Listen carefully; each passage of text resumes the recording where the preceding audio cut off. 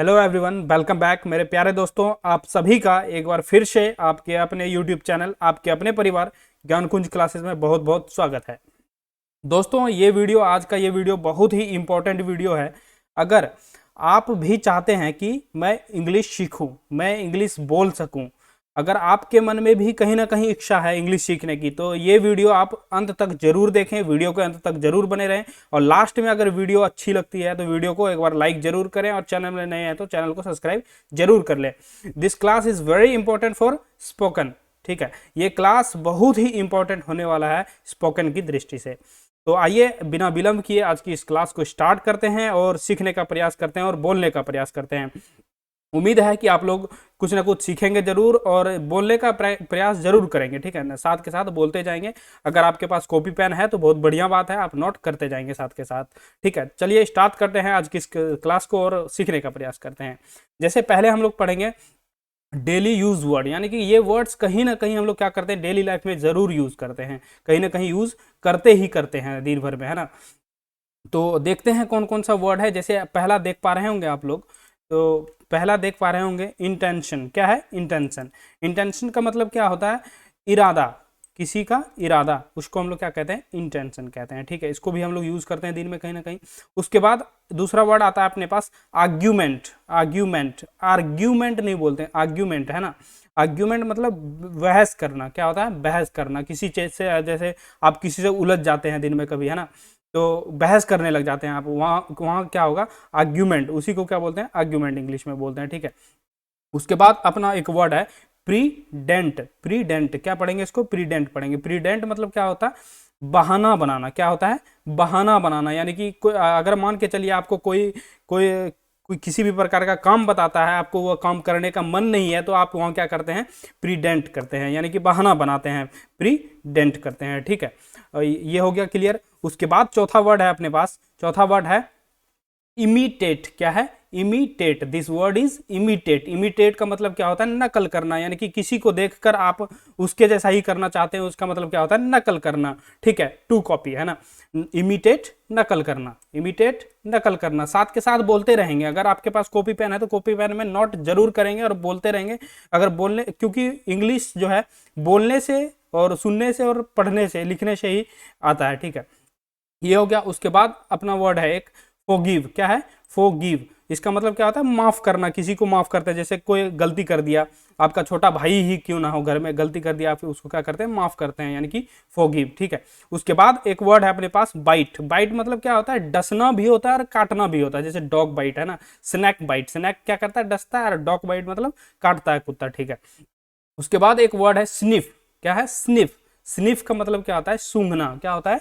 सूंघना होता है। ठीक है, जैसे कुत्ता, आप लोग देखते होंगे कुत्ता जो है इधर उधर सूंघते हुए भागता है ना, उसी को हम लोग क्या कहते हैं? स्निफ। उसके बाद है ब्लश। क्या है अपने पास? ब्लश। ब्लश का मतलब क्या होता है? शर्माना। किसी को देखकर जैसे आप शर्मा जाते हैं एकाएक, तो उसमें ब्लश। ब्लश मतलब क्या होता है? शर्माना, ब्लश, शर्माना। ठीक है, उसके बाद परसुएड। क्या है? परसुएड। परसुएड बोलते हैं, आर साइलेंट है। परसुएड यानी कि मनाना, किसी को क्या करना है? मनाना। यानी कि कोई आपसे नाराज हो जाता है, आप उसको क्या करते हैं? मनाते हैं, यानी कि परसुएड। ठीक है, उसके बाद एक वर्ड है अपने पास को इंसिडेंस। क्या है? को इंसिडेंस। इसका हिंदी क्या होता है? इत्तेफाक। क्या होता है? इत्तेफाक। को इंसिडेंस। क्या बोलेंगे इसको? को इंसिडेंस। ठीक है, ये क्लियर हो गया।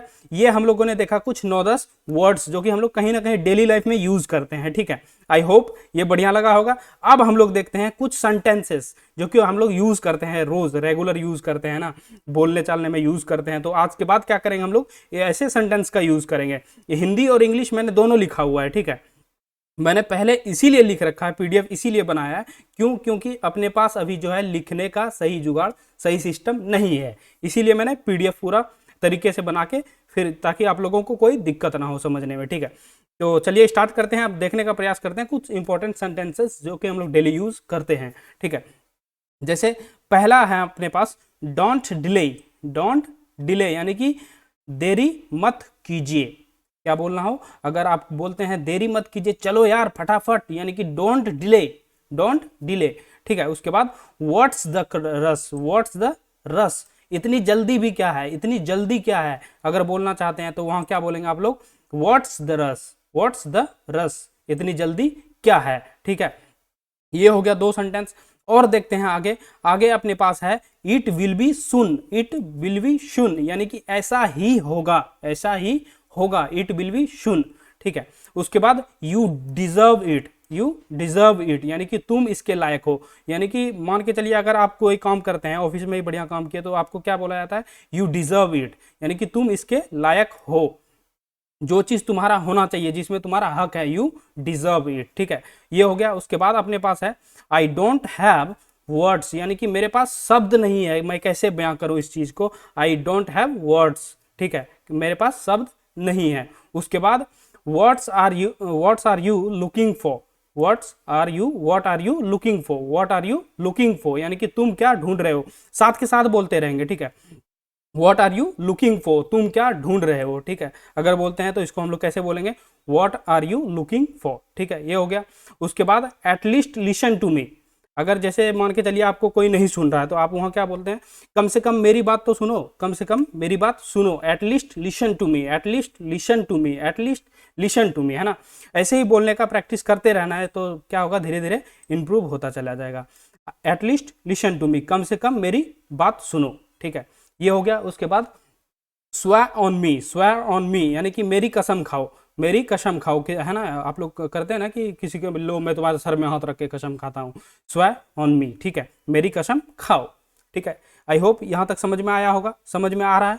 अगर समझ में आ रहा है तो वीडियो को लाइक जरूर करेंगे और कमेंट जरूर कर देंगे आप लोग क्लास के बाद। ठीक है, कि वीडियो कैसी लगी। उसके बाद हम लोग अगर बात करें, अगला है अपने पास फीलिंग ग्रेटफुल। क्या है, फीलिंग ग्रेटफुल, फीलिंग ग्रेटफुल यानी कि सुखद महसूस कर रहा हूं। अब मैं क्या कर रहा हूं, सुखद, बढ़िया महसूस कर रहा हूं, रिलैक्स महसूस कर रहा हूं, फीलिंग ग्रेटफुल। ठीक है, उसके बाद आई नीड सम पीस यानी कि बहुत ज़्यादा टेंशन में रहते हैं आप, बहुत ज़्यादा अगल बगल में बहुत शोर शराबा हो रहा, तो मुझे आप क्या बोलते हैं, आई नीड सम पीस, मुझे शांति चाहिए, मुझे थोड़ी देर के लिए शांति, शांत जगह चाहिए, मुझे शांति चाहिए, आई नीड सम पीस। ठीक है, ये हो गया। उसके बाद अगला है ट्राइंग टू सर्वाइव यानी कि जैसे मान के चलिए आपका दोस्त, आपके दोस्त ने फ़ोन किया अपने पास और बताओ क्या हालचाल है, तो आप क्या बोलते हैं, बस यार जीने की कोशिश कर रहा हूँ, किसी तरह जी रहा हूँ, है ना, ट्राइंग टू सर्वाइव। ठीक है, ये हो गया।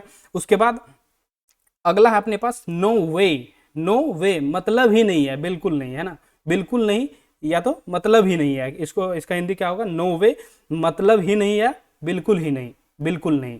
ठीक है, मतलब ही नहीं, नो वे यानी कि मैं ये काम कभी नहीं करूंगा, नो वे, है ना। उसके बाद are you kidding me, are you kidding me यानी कि क्या आप मेरे साथ मजाक कर रहे हैं। अगर मान के चलिए आपको किसी ने कुछ बोला तो आपको लगा कि वो मेरे साथ मजाक कर रहे हैं, तो आप कैसे बोलेंगे उसको, are you kidding me, are you kidding me यानी कि क्या आप मेरे से मजाक कर रहे हैं।